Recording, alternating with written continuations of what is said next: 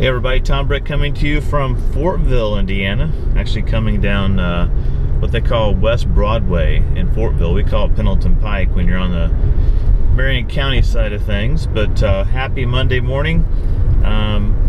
Lots of things happening locally. We're going to try to get back into the video swing of things. I was just in Fortville this morning meeting with one of the owners of some of the buildings there in Fortville. His name is Matt Dixon. Nice guy, got some old buildings that they're renovating, one that's actually done. So if you guys are looking for some office space and you want to get away from the city, maybe just lower rates for your office space, come on out to Fortville. There's ample office space out there available. It's historic, it's kind of niche-y, and it's actually in pretty good shape.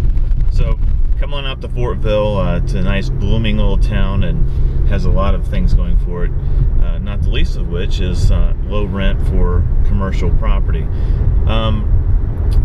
Changing gears, let's talk about the billboard.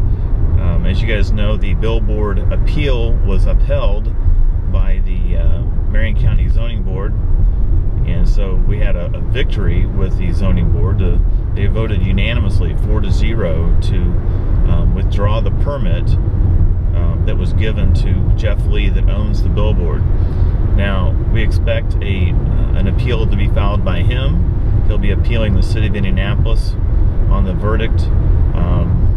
So the battle's not over yet, but everybody keeps asking, when's the billboard coming down? And the answer is not anytime soon, but we're hoping to get some of those signs taken off, like the don't drive naked and all that stuff. We're hoping to get some of the stuff removed. At least get the city to tell him he can't put any more signs up until this thing is finalized. So that's still in the works. Another little victory for the community was the rezoning of 96th Street from Mollenkoff to Fall Creek Road, that little roundabout right there. That whole north side of 96th Street there was going to get rezoned to be commercial. It's more of a commercial zoning, and that would allow them to put in like dentist offices and nail salons and strip malls and those kinds of things. And the residents around that area got together and decided to fight it and said, hey, we don't want any more retail out this close to Geist Reservoir.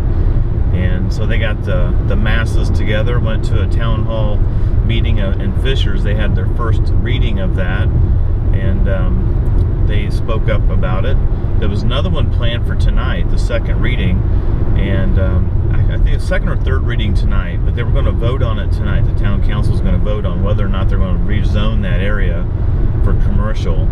And the petitioner, the guy that kind of put all those properties together and kind of filed for this this rezoning to begin with, he actually withdrew his zoning request. So he's actually backed down and said, number one, he thought it was a waste of time. He wasn't going to get it passed anyway through the town council. But secondly, the residents made their voices clear, and they were not going to let this thing just go through. So two victories within the last 30 days where the people actually spoke up and the voices were heard. So a couple moral victories, I think, for Geist residents. We should be pretty happy about that. We've got a billboard beat up, and we've got this rezoning of 96th Street hammered back, so they can't do that. So it does work, people.